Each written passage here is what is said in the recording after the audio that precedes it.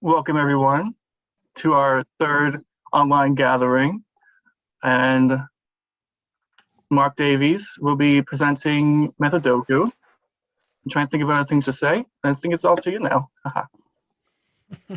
Right, thanks very much, and thank you for inviting me to this. It's really nice to come and speak to people, most of whom probably all of whom I've never met. But maybe after all this is over, I'd love to come over and ring with you guys. So that would be really nice to see you. Anyway, so this is a little talk I prepared about Methodokos. My name is Mark Davies. I invented Methodokos about a year back, so I'm going to talk about that. I'm going to talk about what they are and also what they've taught me about bell ringing, which is an interesting thing. So yeah, let's start with some slides. I've got some slides and I've got some practical bits to do on my workbench, but we'll start with a couple of slides. So yeah, the Methodoku, it's a puzzle based on ringing, and this is the front cover of a book that I published with the Ringing World just before Christmas last year, full of Methodokos. I'd never published a book before, so it was quite a fun thing to be involved with, and it sold well, and lots of people have enjoyed them. So, but I don't know how many of you have seen them. There are probably some of you who are really, keen on them and are very familiar with them, and others who are thinking, what is this Methodoku thing? So here's a picture of some. Here's a picture of a couple of Methodokos, and they're really, I describe them as a mashup between Sudoku and bell ringing, because they're a logic puzzle, a bit like a Sudoku, in that you've got to fill in a grid with numbers according to some rules. But those rules are based on bell ringing, and the grid, when you finished it, turns out to be a lead of a method. So you can see on this one on the left here, slightly simpler one that I've got here, you can see that there are some bells filled in, but actually, and you can tell it's a lead of a plain hunting method, isn't it? You can see the treble there going up to the back and then coming back down to lead. But most of the rest of the numbers have been wiped out. So, you can't really look at that and say what method that it is. And, before I started creating Methodokos, if you'd just shown me that, I'd have looked at it and gone, well, that's interesting. I wonder what methods correspond to that, because I'd have guessed there would be lots of methods that would work to that, if you filled in all of the blanks. But as it turns out, if you play by the rules of the Methodoku, there's only one method which fits that grid and the rest of the clues there. And I think that's an amazing thing, how you can strip down a method to just, like, there's just 3 working bell clues there, isn't there? And that's still, I still look at these puzzles and go, wow. The rules of the Methodoku are very simple. One of the rules is very much like a Sudoku rule, and that rule is that every row of the grid has to have every number in it. So this first row here has already got the 1 in, but it's got to have the 2, 3, 4, and 5 have all got to fill that row. Obviously, that is like a Sudoku rule, but it also looks like ringing, doesn't it? It means every row of the grid is also a row in terms of all the bells ringing. The columns aren't quite the same as Sudoku, though. So there are rules about what happens as you move down from row to row. And the only other really important one for Methodokos is, bells as they move down from one row to the next can only move either left or right or stay the same place. They can't hop kind of 2 spots to the left or 2 spots to the right or more. And if you know about jump changes in bell ringing, this is basically saying no jump changes. So it's basically saying ordinary bell ringing, where you swap with your neighbor and that's it. So those are the 2 fundamental rules of the Methodoku.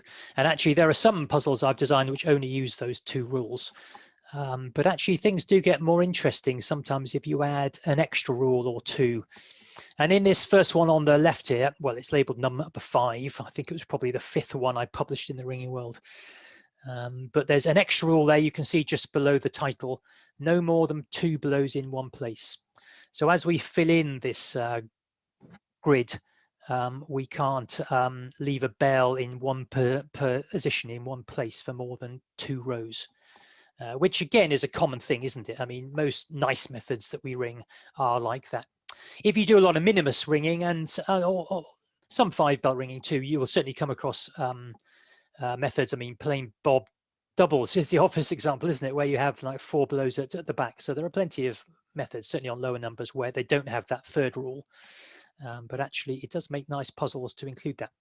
And just to show you how that works, so that's basically what a puzzle looks like, a Methodoku looks like, and that's kind of what the basic rules are, which are, you know, simple enough that really anyone can pick them up, whether you're a ringer or a non-ringer. You know, there's plenty of non-ringers who've bought the book or picked up the ringing world or been shown it by a ringing friend, and they can understand those rules pretty quickly and then have fun solving the puzzles.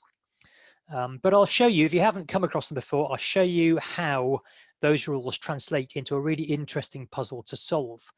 So I'm going to transfer now to my other camera on my desktop here, and we'll try and solve that same puzzle that I showed you. So I hope you all can see that. Yeah, so this is the same puzzle on that left-hand side that I showed you. And what we're going to do is quickly try and solve it, following those rules. Now, to start off with, you know, it's like, well, we got all these blank spaces, you know, what can we possibly do to make progress?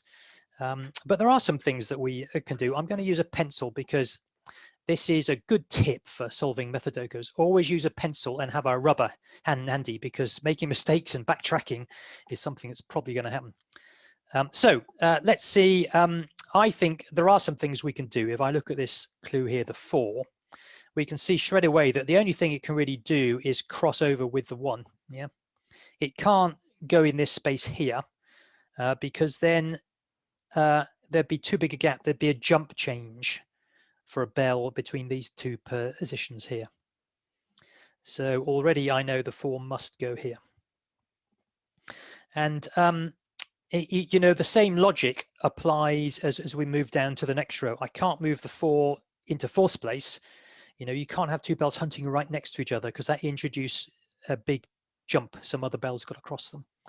So the only place the 4 can go in the next row is still lying at the back. And then if you remember the extra, the 3rd rule in this puzzle, no more than 2 blows in one place.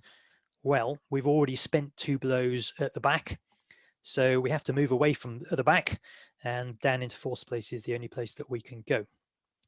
So that's good, and we've made some progress in that we filled in a bit of the grid just following those logical rules. But you know, there's still a lot of blank space, and you might think, well, what do I do next?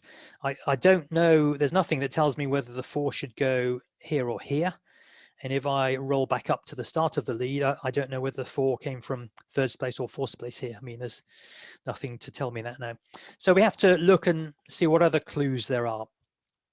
And the 2 here is, if we look at where the 2 is, that's now quite constrained by this path we put in for the 4. The 2 can't jump on top of the 4, so it's got to stay in 5th place. And again, this now no more than 2 blows in one place. We've spent 2 blows in one place, so we have to move away, both hunting back down and arriving at the back. And in fact, we can carry the 2 on a little bit further. It's got to cross the treble here, hasn't it?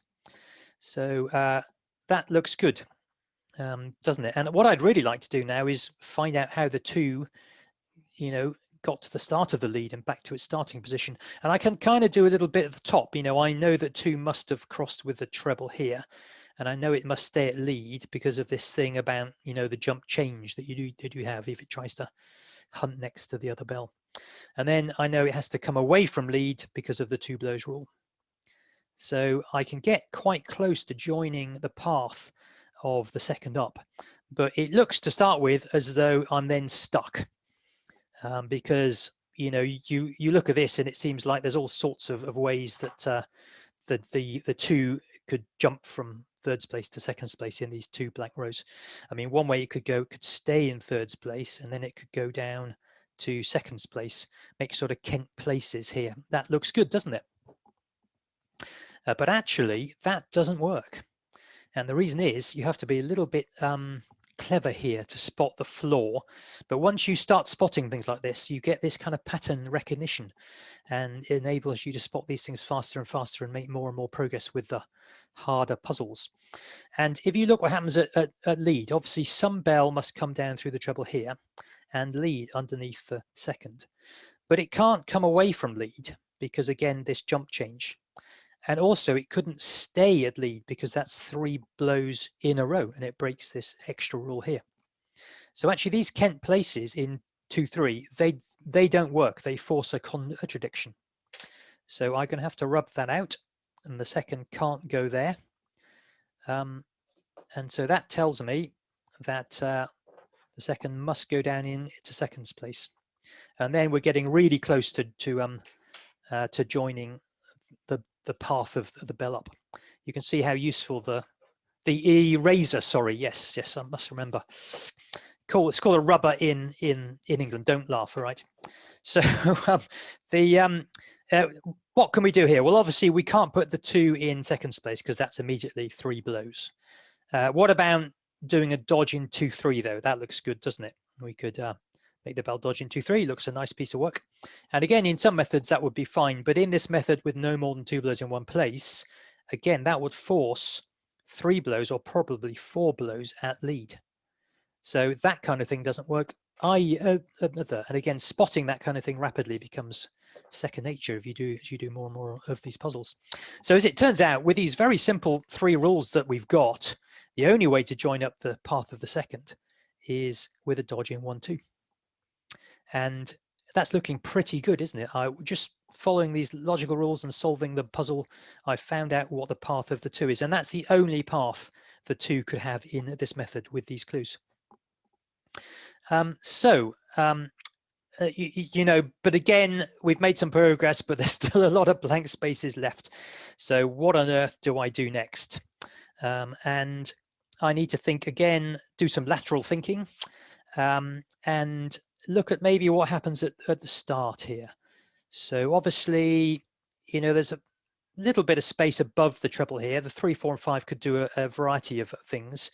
You know, if it was a method like playing Bob, then the 4 would come down to the lead through the 2-3 transition here. But actually, it can't do that in this method because if the 4 comes down here, it'll get stuck with the 2 dodging on the front, and it needs to make it up to the back. So the 4 can't go there. And the only other bell then we've got left, which is allowed to go down there, the 5 can't reach it. It must be the 3. So actually using that line of deduction, I can say it must be the 3 here. And I can go further, you know, it's got to dodge with a second, and then, you know, following those ideas we went through before, it's got to lead and it's got to come away from lead. And oh, look, it's got to pass the treble and it's got to get back down to seconds place at the lead end. And so the only thing it can do is make thirds.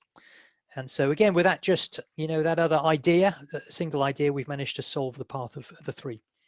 And now it's looking better, isn't it? Looking like we're maybe on the home run. But we still got the 4 and 5. We actually, funnily enough, we do know where the 4 and 5 go right down at the end here. You know, we can see the 4, it's constrained at the end, isn't it? It must make fourths and then go into fifth place. And so using that first rule, every row must contain every bell. This space must be occupied by the 5. So I can put the 5 in all the way back up to here. And then, you know, we've just got to figure out how the 4 and 5 got from rounds to this half lead. And again, it looks like there may be lots of options there, but in fact there aren't, because I can tell that the 5 cannot come down through the treble here. If it did, there'd be 3 blows in thirds. So the 5 can't do that. So the 5 must run through to the back. And it must be the 4 who comes up here and makes thirds. And then again, there's only one thing I can do here. The 5 has lied behind 2 blows at the back. It must come away. And so 4 and 5 must start by a dodge. And there we are. That is the Methodoku solved. And as you can see, those 3 clues, even with a relatively small number of rules, are enough to uniquely define that method, which I still find, after a year, an amazing thing. So we can then go and look that up to find out what method that it is. I can't actually remember what it is. Maybe we'll do that later and figure that out. I'm going to change back to my presentation. I don't know whether anyone's got any immediate questions on that. If not, I shall plow on.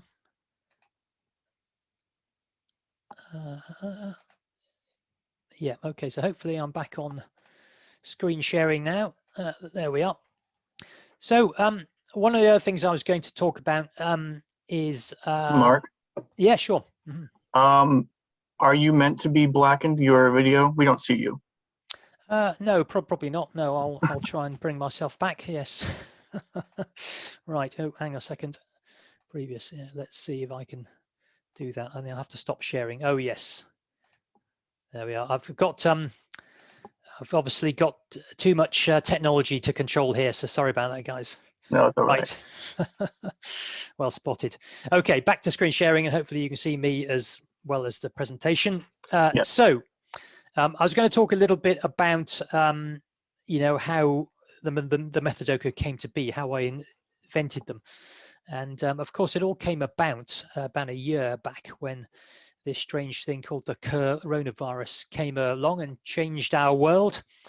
You know, about the 23rd of March was when Britain went into lockdown. So obviously the streets of all the major towns and cities cleared. Picture of London here being much emptier than you normally expect it. And I was locked up at home and yeah, a bit of time on my hands. I was still working. Fortunately, it's one of the fortunate people who can work from home. But actually, one of the things I do in my spare time, I do a lot of composing, you know, of peals and quarter peals and things like that. And actually, I found the inspiration for that really dried up. You know, with ringing stopped and nobody to ring my compositions, it was like, oh, no point, because it is nice to see things you've created being used. But I did start to think of, you know, some puzzles to entertain, first of all, the Bell Ringers forum on Facebook. And I posted some puzzles on there, which people enjoyed, some of them. I kept people occupied who are similarly kind of locked down and twiddling their thumbs. And actually, Will at the Ringing World, Will Bosworth, spotted this, and he said to me, you know, Mark, I'm a bit worried that, you know, the Ringing World, with no ringing to report on, what am I going to print? You know, what am I going to do to fill the pages of the Ringing World? And I think, I mean, he's done amazingly well for people, those of you who take the Ringing World. You know, the Ringing World has been amazing over lockdown, but at the time it was, you know, it was looking like a very bad thing. So he asked me whether I could come up with some puzzles that he could print and add to the puzzle pages, you know, to augment the puzzle pages in the Ringing World. And I said yes. And this, I think, is a Facebook Messenger conversation I had with him. And this is the first evidence that I have, written evidence of a Methodoku. And there it is. This is my message to Will. And already I knew what it was going to be called. And sometimes puzzles take a lot of working out. They need to be developed and honed before they're really fun and they really work. But actually the Methodoku sort of sprung out from nowhere, almost fully formed. And what amazed me about it was it just worked so well right from the start. The fact that you could get rid of all the bells almost and have an almost completely blank space, and yet just a few clues here and there. And Stan Wagon, who's listening, has pushed that even further and found Methodokus, huge, vast, you know, Methodokus on 8 bells with only one clue. And it's like, wow, who knew that you could strip down a method so much? But I think there was something that was behind the invention of Methodokus, and there was a reason why it kind of came into my brain. It wasn't, you know, a fevered night on the whiskey thinking of crazy things to annoy the readers of the Ringing World. It was to do with my previous work and kind of experience I'd had actually creating methods. So I'm going to talk about that in minute. This actually is a picture of taken from the first ringing world. So you can see, you know, less than a month later, the first Methodokus were there printed in the ringing world, and that was the start of it all, beginning of April there. I'm going to, though, change back to my workbench, and I'm going to show you the kind of things that I used to do, or I still do, when I'm composing methods. And I'm going to show you how closely that relates to Methodokus. Here we are. Let's see if I can get the technology right this time. Okay. Right, back to my workbench. So this is a method I invented many years back, and it's called Rapid Rap Major. You might have seen we rang a quarter bill of it recently, which is the first time it's been rung to a quarter and named after 30 years or whatever that it was. And I invented this method to produce a kind of music called rap music. Now, what a rap is, it's when you get a nice change like queens or even rounds kind of wrapped across the end of a change between a handstroke and a backstroke. It's quite important that it goes across a handstroke to backstroke because you don't want a handstroke gap to interrupt it. So what I'd done was invent this little block of changes that you see down here. And you see the place notation is cross, all bells cross, 3-4, places made in 3-4, cross, 5-6, places made in 5-6, cross, 7-8. So there's a little block of places that move out to at the back here. And I'd found that if you invented a cyclic method, so cyclic method is obviously where the you know, the bells rotate round at the lead end. So here the first lead end is 2, 3, 4, 5, 6, 7, 8, 1, and the one's popped up at the end. So it's a principle, this method. If you got a cyclic method like that and you use this little block of changes here, they generated lots of raps, and you can kind of see why. So if I look at this, let's see, this is a backstroke, that's a handstroke. So yeah, if I look at this row here, starting with 6, 7, 8, 6, 7, 8, 1, 2, 3, 4, 5, 6, 7. That's kind of rounds, but cycled, isn't it?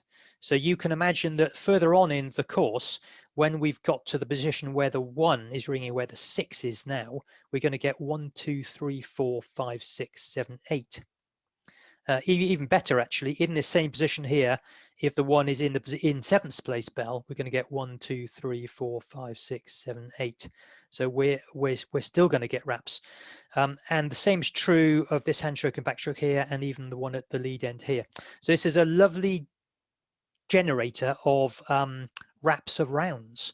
And I thought if I can make a method like that, it would be amazing to ring, because when you ring it, you know, if you're listening to it, you're going to hear rounds coming up over and over. There's something like 11 raps of rounds in quite a short playing course. And it does indeed sound amazing. It sounds bizarre to hear rounds come up, but it's true. No change is repeated because the rounds are across, you know, the end of one change and into the start of the next. And this sequence of changes here cleverly avoids any falseness. But of course, to make this method, I created this block of changes, but I had to turn it into a method. And so I had these blank spaces to fill. And I had to figure out how to get, you know, I needed the bells in this order to start this block. So I needed to find out how to get to rounds to this order here. And so I did, you know, well, obviously the treble has got the only thing it can do to get from the front to the back in time is to hunt up through there. And then obviously that forces what the 6 does. The 6 has to come through here. The 8 must light the back. I didn't want, you know, more than 2 blows in a row, so I'm using that rule. So let's bring the 8th away from the back. You know, similarly, I can bring the 2 down here. The 2's got to do that. I know the 2 actually can't make it into 3rd place here because then there'd be 3 blows at lead. I don't really want that. So the 2's probably got to dodge. That means the 3's stuck with it. Oh, and that means we've got to start with 3rd place. And so, you know, this is how I constructed the method Rapid Rap. And it turns out that to connect this change with that change, there's only one way of doing it that's pleasant, that doesn't have lots of extra places. And you can solve that. So if you're listening there with pen and paper and want to screenshot that, you can take this grid and solve it like a Methodoku and see what method that you get and see whether you get the same as I did with Rapid Rap. And I used to love doing that. Creating methods and solving problems like that was it excited and inspired me. And then you'd have this amazing new thing that could be rung in the tower that sounded like nothing else. And I thought, so all this experience creating methods, I think, was one of the things that drove me to create the Methodoku as something where other people could share the pleasure that I get from inventing methods, but in a framework where maybe you don't, to start with, need to know so much about methods. But it does get more complicated. Here's another method just to show you briefly. This is another method I invented back in the early 90s, I think so, 30 years ago and more. Snow Tiger D-Light Maximus. I don't know whether anyone's rung that, but if you have, let me know. And the idea here was to create a method that was like Bristol Maximus, but it had more music in it. And by more music, what I wanted was not roll-ups and runs.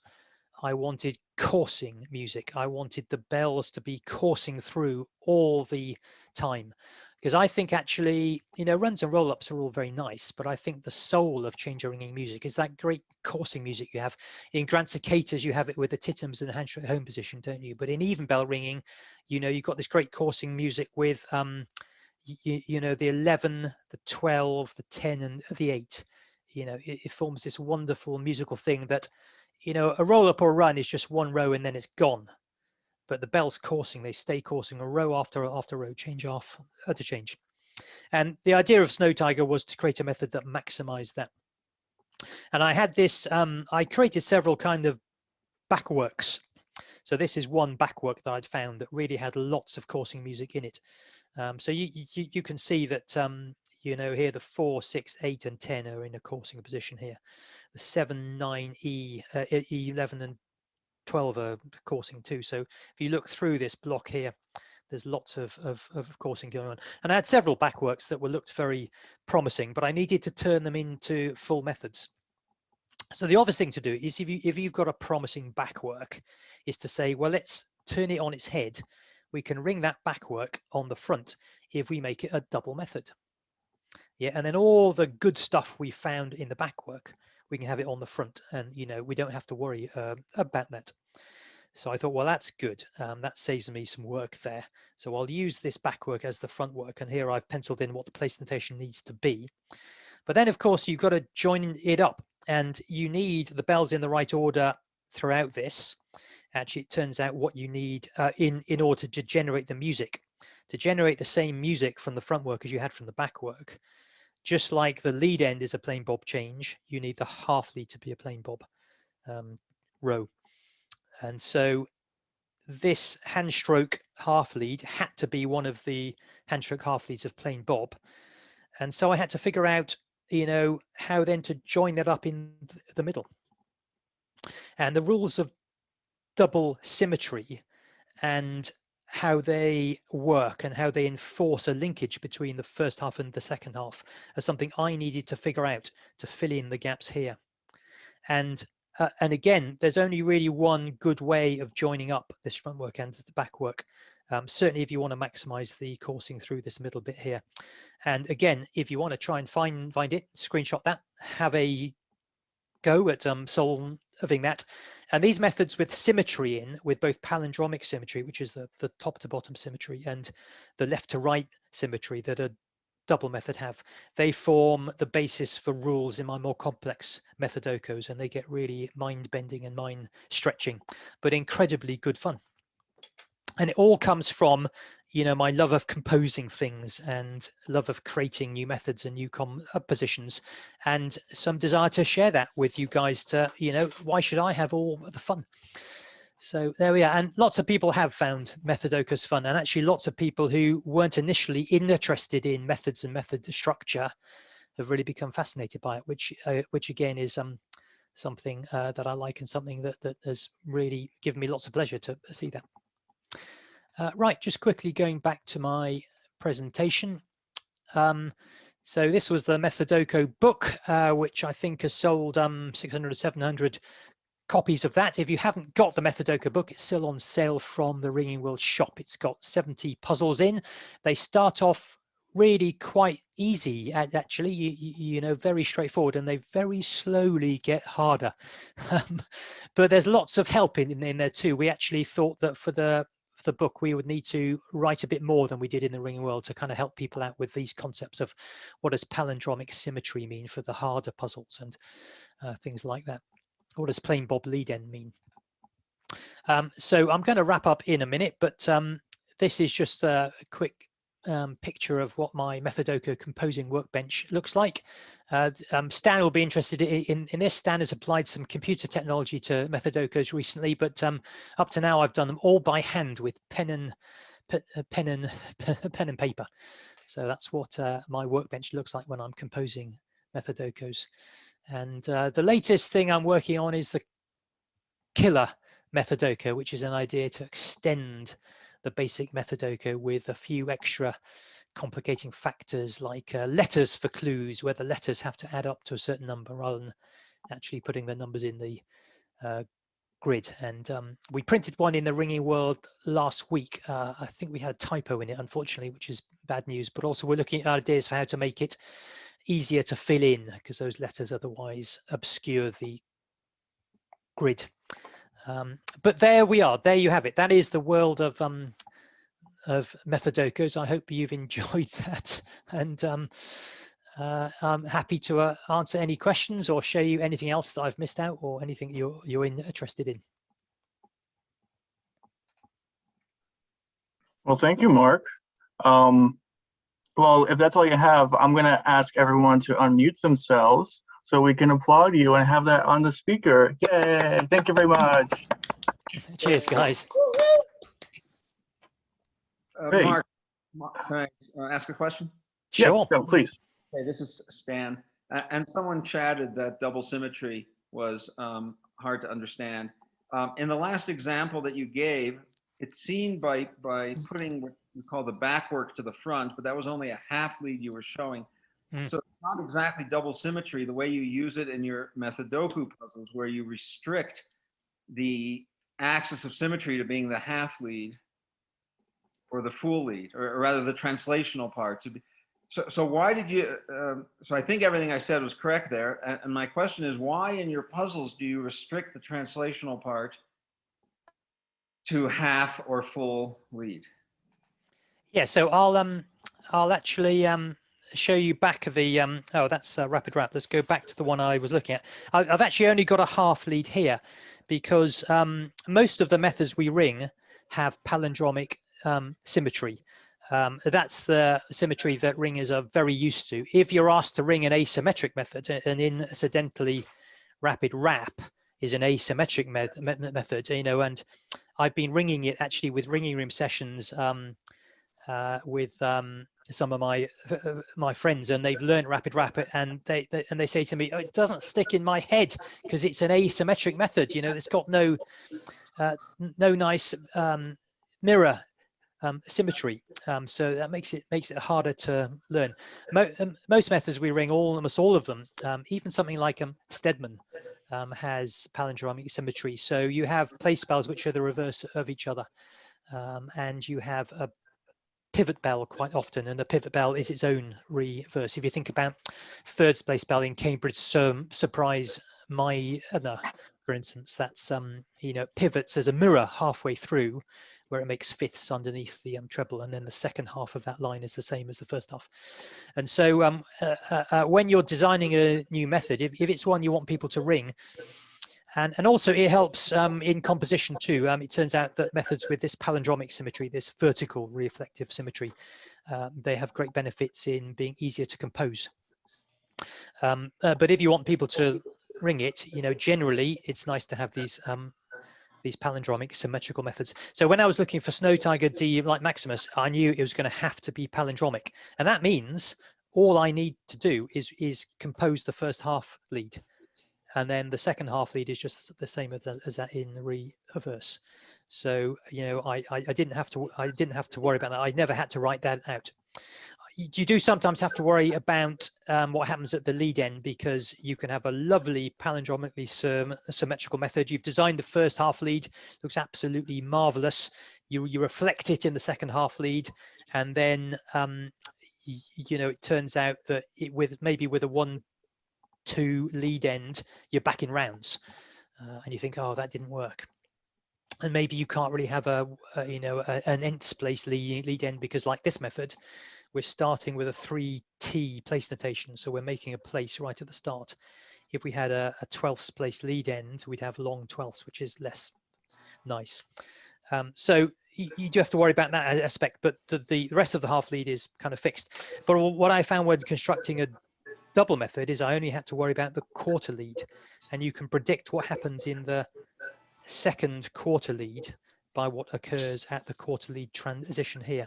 But working out what the rules are here, you know, I had to work that out from scratch, and you know, they're actually quite simple, but a little bit mind-bending, because to apply them, you've almost got to reverse that second half lead, that second quarter lead. You almost reverse all the bells, the whole row, back like that, and then it all makes sense. So it's a little bit mind-boggling. And if you do some of the fiendish Methodoku puzzles, they almost always use you know, that symmetry to make really hard puzzles, where you've got to kind of figure out, how does all this fit together? How does all this reversing work?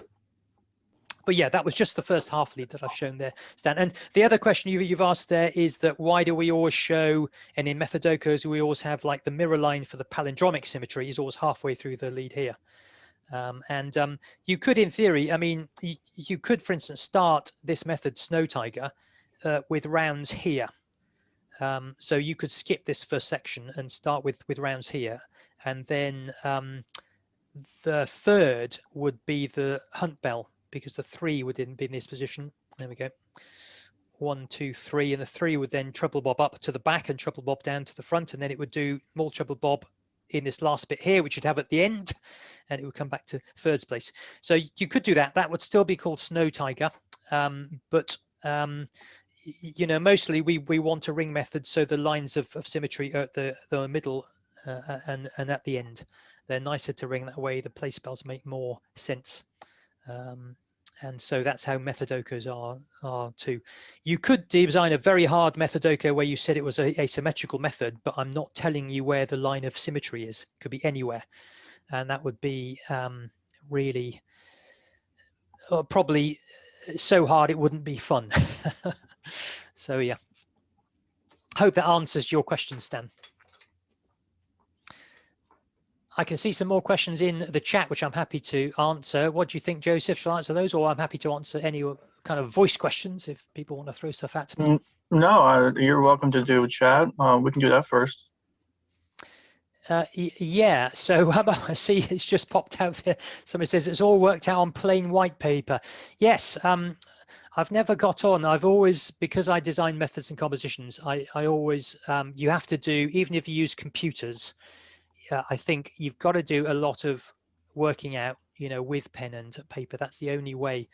And there's a lovely old English change-ringing word for writing out the numbers on paper. It's called pricking out, which is one of those lovely, slightly funny words. So doing lots of pricking out is essential if you're a composer. I think it's essential if you want to learn about methods too. If you want to revise methods, you know, if you want to learn to ring a method, actually writing out the changes. If you want to learn a composition, writing it out by hand is still a very good thing. And actually, some people use, you know, paper with a grid written in, but actually, you know, sometimes I want to write smaller and sometimes I want to write larger. And if you've got a grid, it's always got to be the same size, and almost the bells are often spaced out too far unless you get a very fine grid. It's not the right aspect ratio for me. So over the years, I've just always used white paper, and I've learned, I mean, if you see my handwriting, it's rubbish, but this isn't the best example here of my pricking out skills, but it's a lot neater than my handwriting. Because of years and years of practice, I can write out a roughly kind of straight grid like that, just on plain paper, and I find it faster and easier, and you've got more space to write annotations around the edge and stuff, so I find it much better than plain paper. But to answer the other questions further up the chat, somebody said, what is the reason to avoid or to prefer to avoid having more than 2 blows in a place? And there isn't any really, I don't think. And certainly on lower numbers of bells, on 5 bells and 4 bells, you know, most methods have more than 2 blows in one place. You know, most minimus methods, you might be stuck in 4th place or 3rd place for a long time. If you only ring minimus methods where, you know, there's only 2 blows in one place, there aren't many of them. There's only 9, 10, or 11 of them, I think, at least that are 24 chain edges long. And again, many methods on 5 bells and on odd numbers of bells have long blows at the back, don't they? You know, plain bob on odd numbers has long 5ths, long 7ths. But you know, people do find that slightly awkward sometimes. I mean, it's a bit static, so you're stuck there just not doing anything. It's maybe not so great for the music. I mean, I think 4 blows in plain bob triples isn't the end of the world, but you know, some people think it interrupts the flow of the music.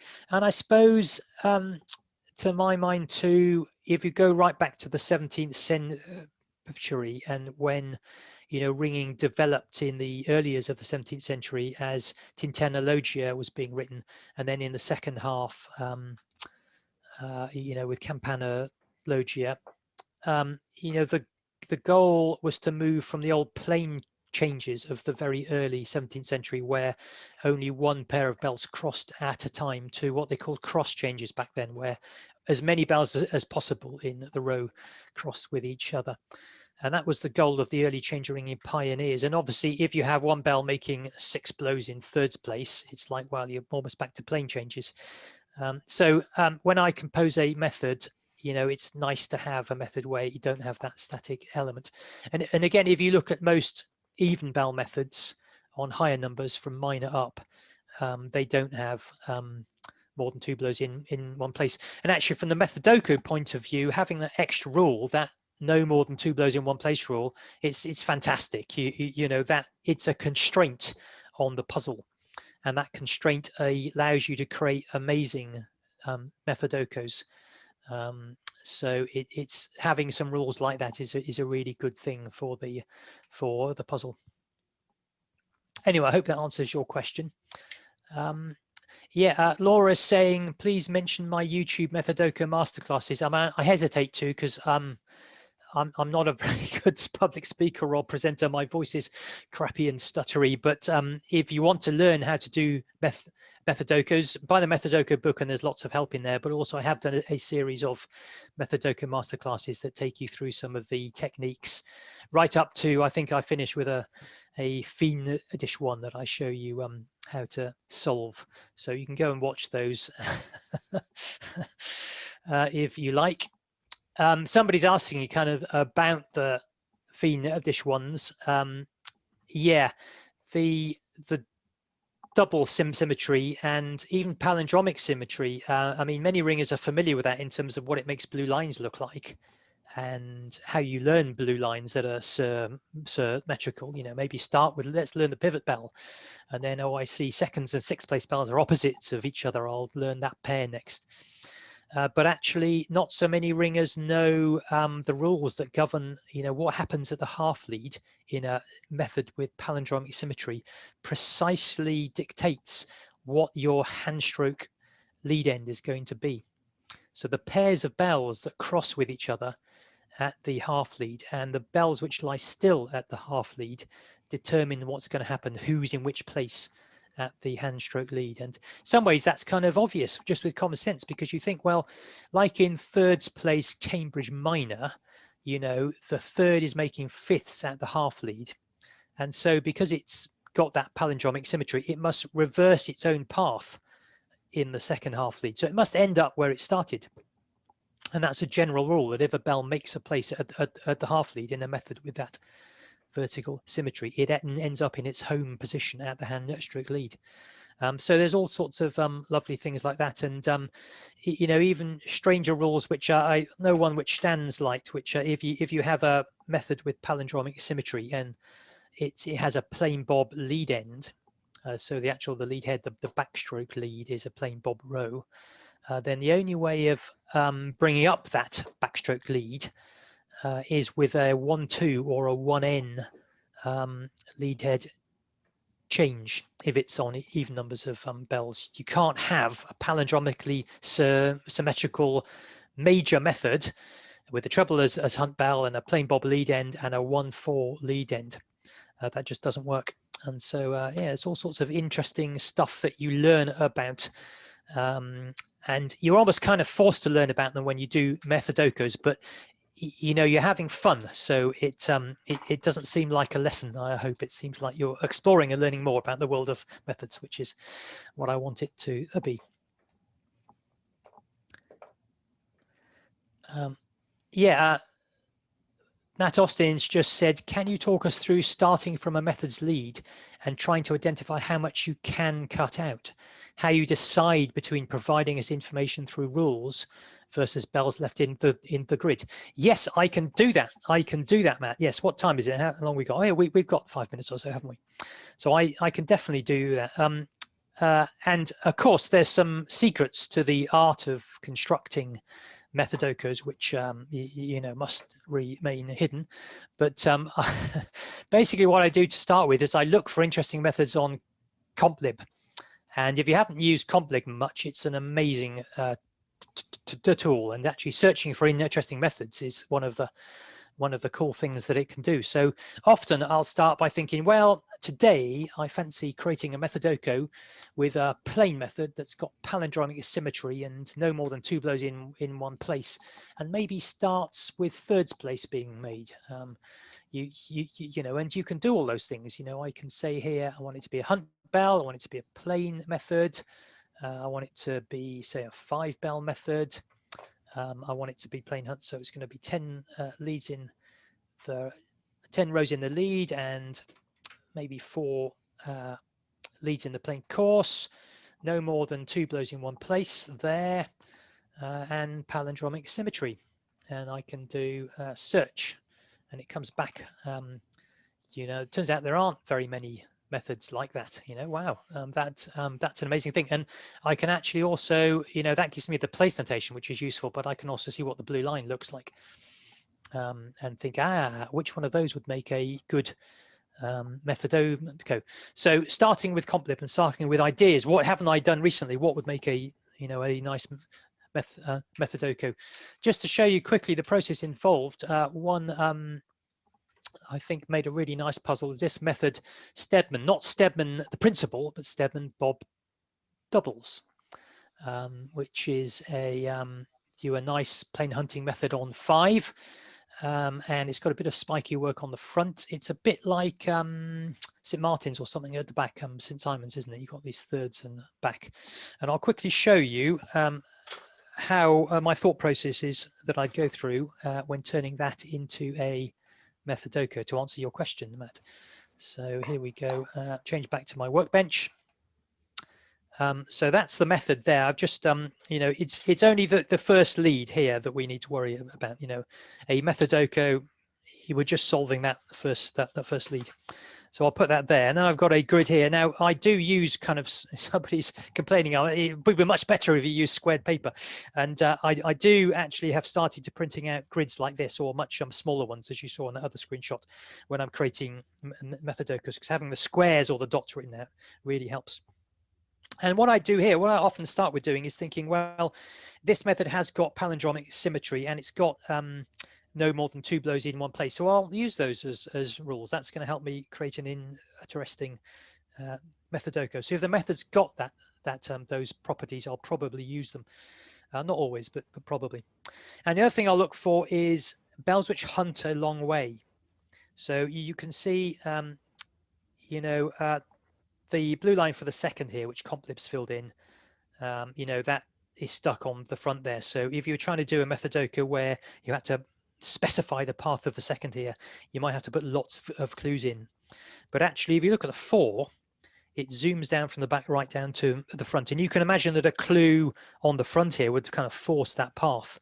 And so you're forcing, you know, 4 rows there for the price of just 1 clue. So I'd look at things like that.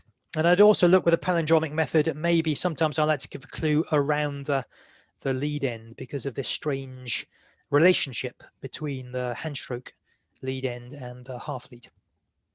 So in this puzzle, I found that what I'd maybe do is to use a pencil to sketch in the path of the 4. Here we go. It goes like this, and it's the pivot bell, actually, isn't it? And I think, well, I'm going to put some clues for the 4. And actually, maybe if I put a clue right here at the handstroke half lead, that gives away quite a lot. That tells me that you guys can all see this, can't you? Yeah. Are we all good? Yes, we can. Yeah, excellent. Right. Okay, so I mean that tells me that 4 is the pivot bell because it's come back to its home position here. So that gives a clue. It must be making a place at the half lead, but I'm not telling you where that place is. And then I could put in some other clue kind of here, but actually that's too easy, isn't it? Because it's obviously you're gonna have to join those two things up. Again, it's almost too easy to do it here because again it joins up. But maybe if I put one in here, that's a bit more subtle. It's near the front, so obviously the 4's got to hunt a fair way, but it's not at the front. But actually now I've put those clues in. What I do next is think, well, how far can I get solving this puzzle just with the clues I've put in? And then I'll get as far as I can, and then I'll put in some extra clues. So let's quickly do that and see what's left. So obviously I've used this cunning knowledge, the 4 must make places. There we are. I'm going to say there's this rule, no more than 2 blows in one place.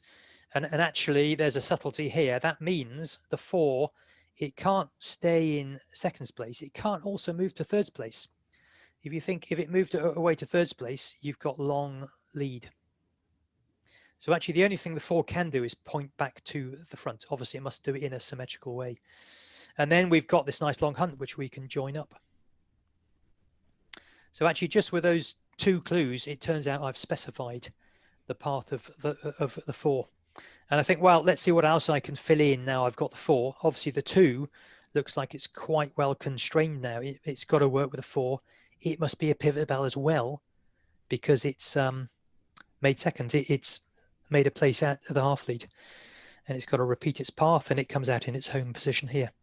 And then I might go, well, I don't want to say where the bells go at the lead end, but I'll tell people what the lead end's like, and then they'll have to work out which bells have to go in which place to match that rule. So quite often I'll use a rule like maybe it's a plain bob lead end, or here I think I'm going to say this method has 4 leads in its plain course. And then you immediately know the second can't make seconds because you'd only have 3 bells kind of rotating around, which would give you a 3 lead course. So we know then that the second must hunt out to thirds place. And the same for the 4, it couldn't become fourth place bell because it would be a hunt bell. And there's only 3 working bells, a 3 lead course. So the 4 must become fifth place bell like that. And so we've got, those bells penciled in with just those 2 clues. I'll highlight them again so you can see them, and that's really nice. But it looks like, okay, so I'm only halfway through composing this Methodoku. I'm gonna need some more clues because the 3 and 5 obviously could go anywhere here, couldn't they? But let's see. Let's do a bit more solving. So to start with, we're pretty much fixed. 3 across with the 4. 5 has made a place, so it must come away from the back. Must come down to here. Well, it's got to make thirds, but then it's got to come away from thirds place to avoid long places. And actually we're at the half lead, and with the symmetrical method that means we are finished. Yeah, the rest of the third obviously fills in. The rest of the lead is the reverse, and because those 2 bells have crossed, I can tell you they're going to end up in each other's positions at the handstroke lead, crossed over. 5 is in third place, 3 is in fifth place, and there's only one place they can go at the lead end. And look, it is a 4 lead course. Oh, sorry, that should be the 3, shouldn't it? 2 goes to third place bell, goes to fourth place bell, goes to fifth place bell, goes to second place bell. 4 leads. And that's, some of the thought processes I use when I'm constructing Methodokus, how I find nice methods, and then with a nice method, how I identify the clues that are needed. And you can see it works amazingly well, doesn't it? I mean, I have prepared this, but I did do some live ones in a session I ran with the Ely Diocesan Guild, I think, and it's amazing how you can spot just these clues. Stan has improved on some of the puzzles I've created by finding there are clues I put in that I didn't need. So, you know, I'm only human and don't always find the perfect puzzle. But then again, if you have the minimum set of puzzles, sometimes you make something which is too hard or not fun. So there's a balance. But I think the combination of Stan's computer power with human eye is going to make some great puzzles for the coming months and years, perhaps. There we are. Hope that answers your question, Matt. Just want to make a quick announcement. It is 2:02 p.m. People are welcome to continue staying in here and ask more questions with Mark, but general ringing has begun in the Discord server. So you folks are welcome to stay with Mark until